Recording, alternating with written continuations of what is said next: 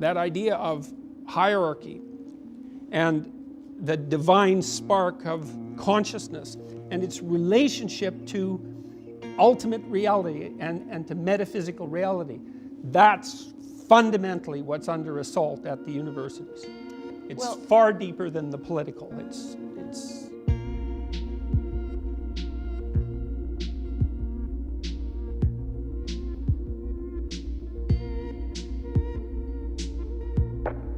to me, I think this has happened. This is mostly characteristic of the humanities and to a lesser degree of the social sciences, but increasingly will become characteristic of the STEM fields because they're under assault, I would say, by the same agents who undermine the humanities and the social sciences. And I would say of all the dangers that the current situation in the university presents, that's probably the one that's primary, because so far the STEM fields have remained relatively, let's say, unviolated by the intellectual corruption that characterizes the other disciplines. And they're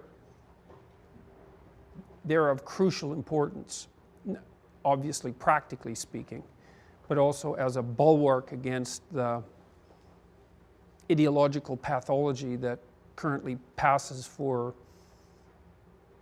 academic knowledge in the institutes of higher education. What's wrong exactly?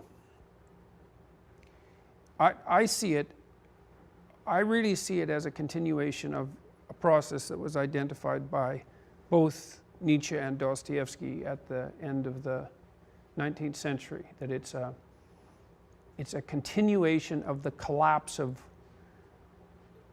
of the idea of God, or collapse in the belief in God, or maybe if you thought about it psychologically, as a collapse in the archetype of divine masculinity. That's another way of thinking about it. I mean, Nietzsche warned that if we lost our fundamental foundation block, which was the notion of a transcendent divinity, that we would degenerate in two directions. One direction being nihilism, and the other direction being its twin, its malformed twin, totalitarianism. And that was his diagnosis for the 20th century. And I think that's exactly what happened during the 20th century. It's a diagnosis of stunning accuracy, especially given how relatively early in the 19th century it was made. And Dostoevsky, for his part, made exactly the same case, particularly in The Devils, The Possessed, the book's variously titled, which is a study of the corrosive effects of really of an ideology very, very similar to the one that reigns today in the university campuses. The Devils is a literary work that describes the intellectual and moral genesis of exactly the type of thinker who caused the catastrophes of the Russian Revolution. It would be 30 years later, I guess.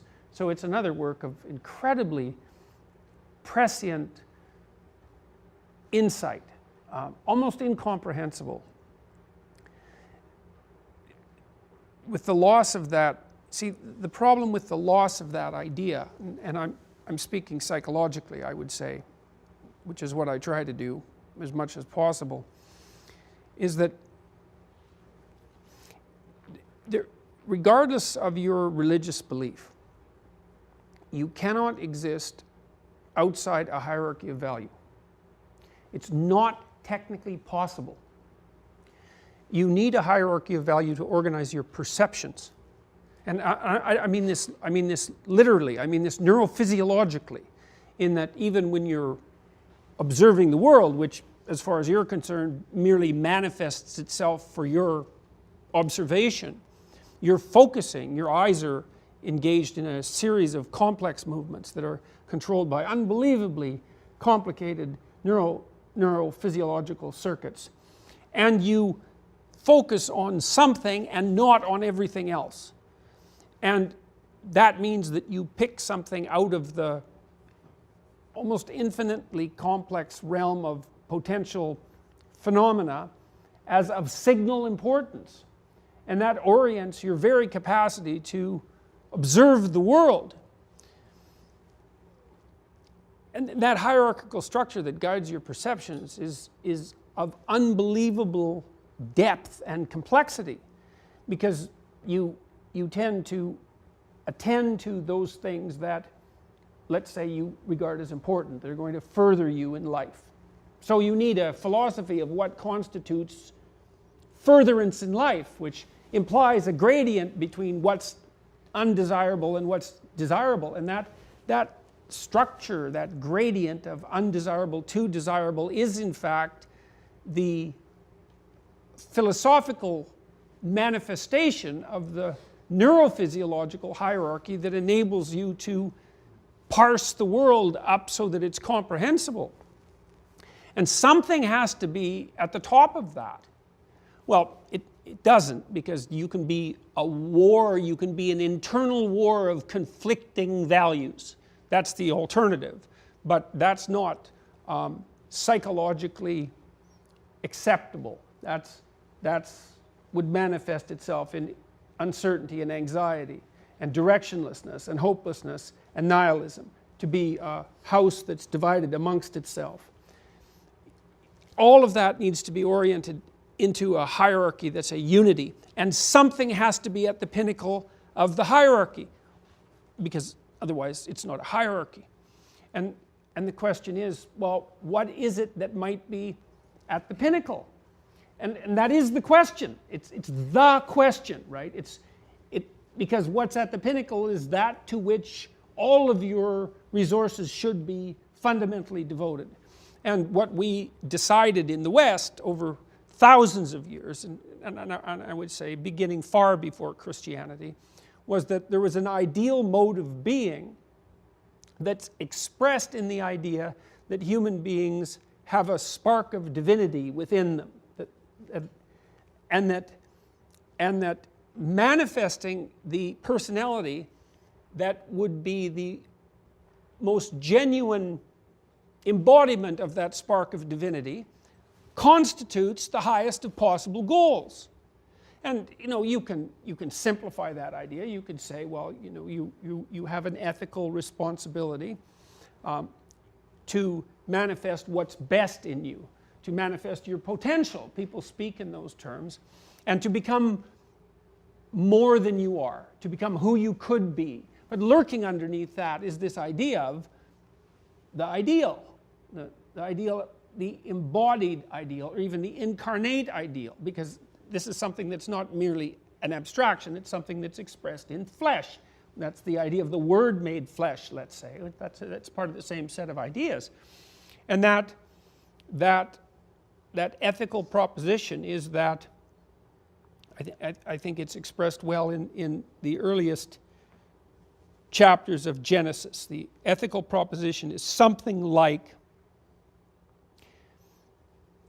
there's an action in the world, there's an action in being that's characterized in Christianity as logos.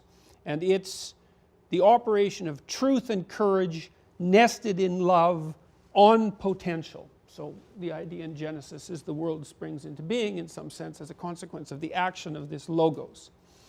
And that if the logos is operative on potential, then what emerges as a consequence is good, by definition. So that's an ethical axiom. It's a daring ethical axiom.